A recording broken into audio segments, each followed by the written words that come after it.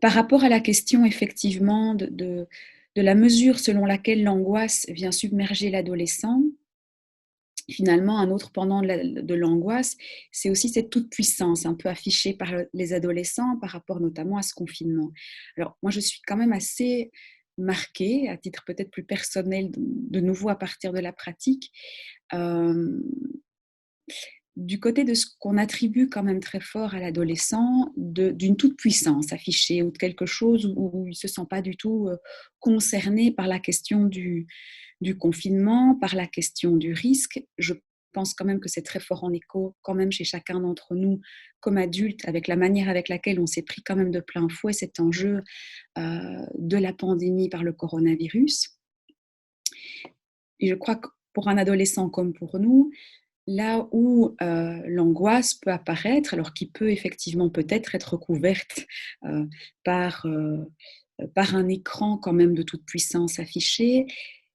elle apparaît en tout cas, cette angoisse, quand il y a un enjeu d'identification. Alors, ça peut être par rapport à leur propre finitude, mais c'est peut-être beaucoup plus par rapport effectivement à la manière avec laquelle la maladie, le risque vont impacter leur entourage immédiat, leurs grands-parents, leurs amis, un prof ou quelque chose de ce type-là. Et donc, à cet endroit-là, il y a effectivement un enjeu d'identification qui fait qu'il peut y avoir effectivement de l'angoisse,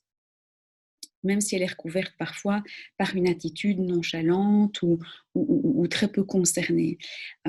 Et donc, c'est vrai que là où l'équilibre, de nouveau comme intervenant, que ce soit du côté du soin, du social ou du pédagogique, à l'égard des adolescents, est une place importante, c'est de la manière avec laquelle on peut en témoigner. Donc, moi, j'ai eu quelques jeunes, par exemple, tout au début du confinement, qui sont très, très forts sur les réseaux sociaux et qui disaient à quel point les réseaux sociaux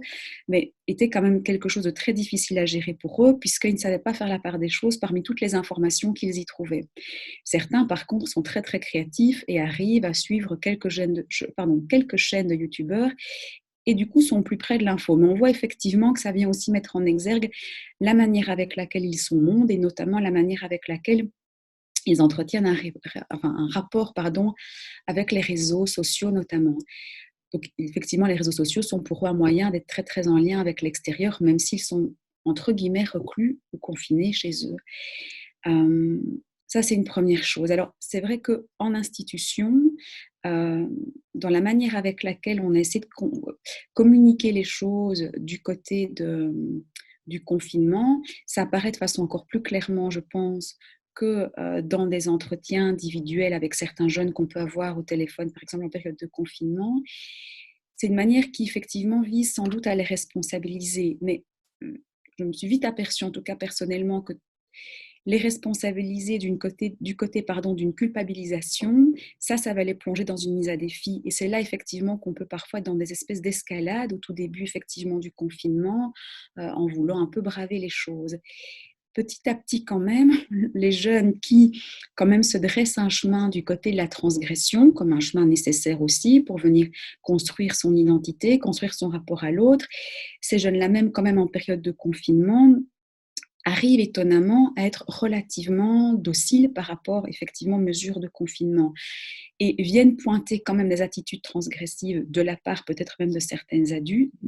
adultes comme étant très inconscientes. Et donc il y a une forme de responsabilisation, mais pas tellement du côté d'un discours qu'on peut tenir de respecter les règles de confinement, respecter les recommandations de distance sociale, mais plutôt quand même ce soin qu'ils peuvent amener, je trouve, du côté du collectif. Et ils y sont quand même nécessairement sensibles et c'est peut-être effectivement à l'image de ce qu'on a pu voir les derniers mois autour effectivement toutes les manifestations par rapport au climat et l'engagement des ados. Donc c'est vrai que cette angoisse-là, en tout cas, elle apparaît chez l'adolescent pour répondre à la question, ben là où je pense ils se sentent effectivement concernés dès qu'ils se sentent impactés dans leur quotidien, puisque à nouveau, ben, ce confinement est aussi intrusif pour eux. Euh, et en même temps,